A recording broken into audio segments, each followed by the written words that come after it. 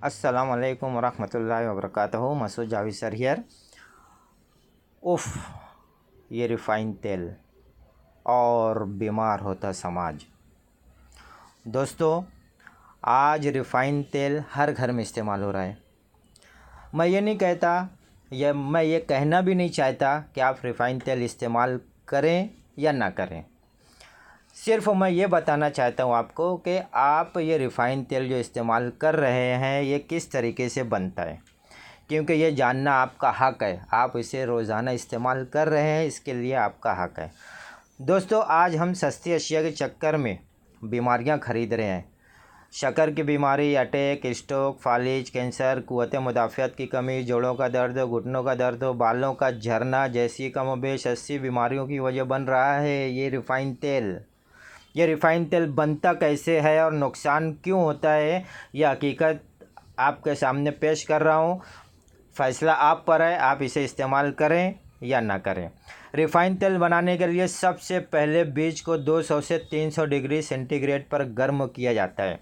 गौर कीजिएगा दोस्तों, 200 से 300 डिग्री सेंटीग्रेड पर बीजों को गर्म किया जाता है। गर्म करने के बाद इसमें से ज़्यादा तेल निकालने के लिए हेक्सेन नाम का एक ख़तरनाक पेट्रोलियम केमिकल सॉल्वेंट एक्सट्रैक्शन के नाम पर मिलाया जाता है। कितना अच्छा नाम है ना दोस्तों, हेक्सेन। लेकिन ये पेट्रोलियम केमिकल है। अब ये हेक्सेन जो है, ये पेट्रोलियम केमिकल, आप मुझे ये बताइए कि आप कौन कौन सा पेट्रोलियम केमिकल या पेट्रोलियम अज्जा आप खाते हैं या खाने में पसंद करना चाहेंगे? कुछ नहीं। तो ठीक है, हम यहाँ पर आपको ये बता रहे हैं कि हेक्सेन मिलाने से उसमें से ज़्यादा तेल निकल जाता है। अब इस तरह जो तेल हासिल होता है दोस्तों, ये काफ़ी गाढ़ा होता है और इसमें एक मखसूस बू होती है।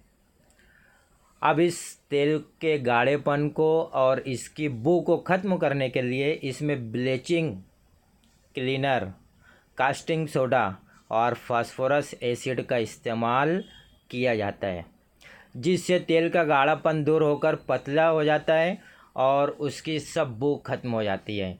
इस तरह बने रिफ़ाइन तेल से सारी चिकनाई खत्म हो जाती है। यानी हमारे जिस्म के लिए जो चिकनाई तेल के ज़रिए ज़रूरी है और जो हमारे खून में HDL बढ़ाने में मददगार होती है, वो ख़त्म हो जाती है। इसी तरीके से LDL की मिक़दार बढ़ जाती है। ये LDL और दीगर इस्तेमाल किए गए केमिकल तमाम बीमारियों की वजह बन रहा है। आज कल डॉक्टर साहबान भी ऐसे तेल का इस्तेमाल करने को मना करते हैं। अगर आप या आपके ख़ानदान में लोग ऐसी बीमारियों में मुब्तला हैं तो इसकी वजह कहीं ना कहीं ये तेल और इसमें शामिल मुज़िर केमिकल्स हैं। अब फ़ैसला आप पर है। सस्ते और बचत के चक्कर में आप अपने लिए, अपनी फैमिली के लिए ऐसी अशिया का इस्तेमाल करना पसंद करोगे, जिससे आखिर में आपकी सारी मेहनत की कमाई और बचत इन बीमारियों में खर्च हो जाती है। आपने ऊपर मज़मून में गौर किया होगा कि हमने किसी ब्रांड के ख़िलाफ़ या किसी ब्रांड की तशहीर नहीं कर रहे। हम सिर्फ़ आप तक मालूमात फराहम करने की कोशिश कर रहे हैं। हमारा मकसद बताना नहीं, बचाना है। सेहतमंद समाज की तश्कील करना है। और ख़ास तौर से दोस्तों, ऐसे तेल, दूसरे घरेलू प्रोडक्ट्स जो ऐसी अशिया के बगैर बने होते हैं लेकिन इनकी कीमत मामूली ज़्यादा होती है, वो हर जगह दस्तयाब भी नहीं होते। वो हमें कहाँ मिलेगा और किस तरीके से वो हमें मिल सकता है और वो हमें किस तरीके से सस्ता मिल सकता है, इसकी मालूमात के लिए आप मसूद जावेद सर से फ़ोन नंबर 9226004700 पर फ़ोन करके तफसीली मालूमात ले सकते हैं। अब आइए दोस्तों, हम बताते हैं कि ये रिफ़ाइन तेल के अंदर जो चीज़ें सॉल्वेंट एक्सट्रैक्शन के नाम पर मिलाई जा रही है या दूसरी चीज़ें, इससे हमको होता क्या है। हेक्सेन सॉल्वेंट एक्सट्रैक्शन के नाम से मिलाया जा रहा है दोस्तों। इससे dullness, dizziness, nausea, drowsiness, weakness, abdominal pain, headache जैसी बीमारियां जन्म लेती हैं।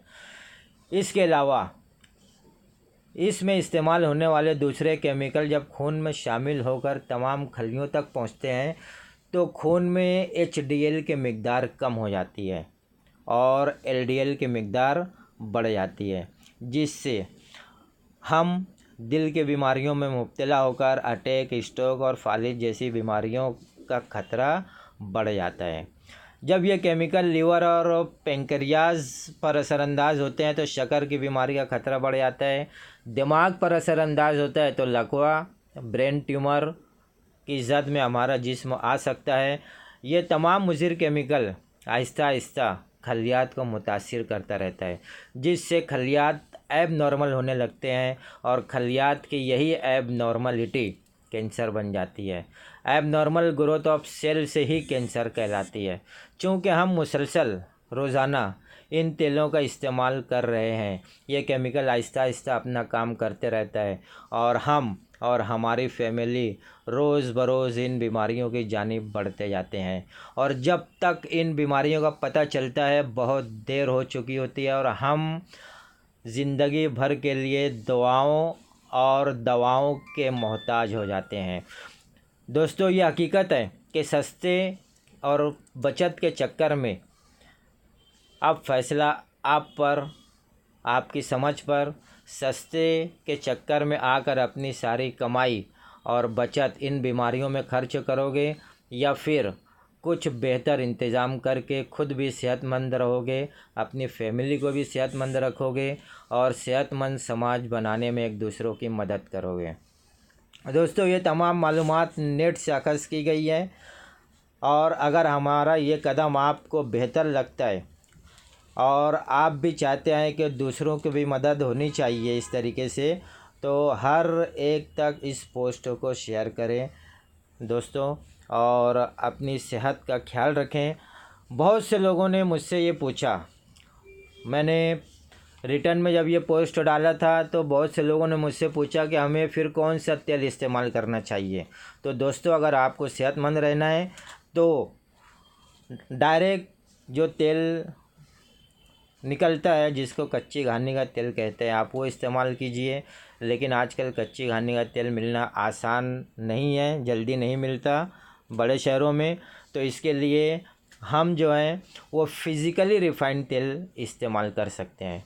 अब फ़िज़िकली रिफ़ाइंड तेल ख़ास तौर से देखिएगा दोस्तों, और साथ ही साथ तेल के अंदर एक ख़ास जुज़ जो ओरिजिनॉल है और एंटीऑक्सीडेंट ये होना चाहिए। बहुत से लोगों ने मुझसे पूछा कि सर आप नाम बताइए, तो हम अगली पोस्ट में, अगली वीडियो के अंदर उनके नाम भी बताएंगे, कौन सा हमारे लिए फ़ायदेमंद है वो भी बताएंगे और साथ ही साथ वो हमें किस तरीके से सस्ता मिल सकता है ये भी बताएंगे। तो हमारे अगले पोस्टों के लिए, हमारी अगली वीडियो के लिए इंतज़ार कीजिएगा दोस्तों। हमारा ये काम, अगर आपको हमारी ये वीडियो अच्छी लगी, हमारा ये काम अच्छा लगा है तो वीडियो को लाइक ज़रूर कीजिए, सब्सक्राइब कीजिए चैनल को और दूसरों तक शेयर कीजिए। ओके, अल्लाह हाफिज़।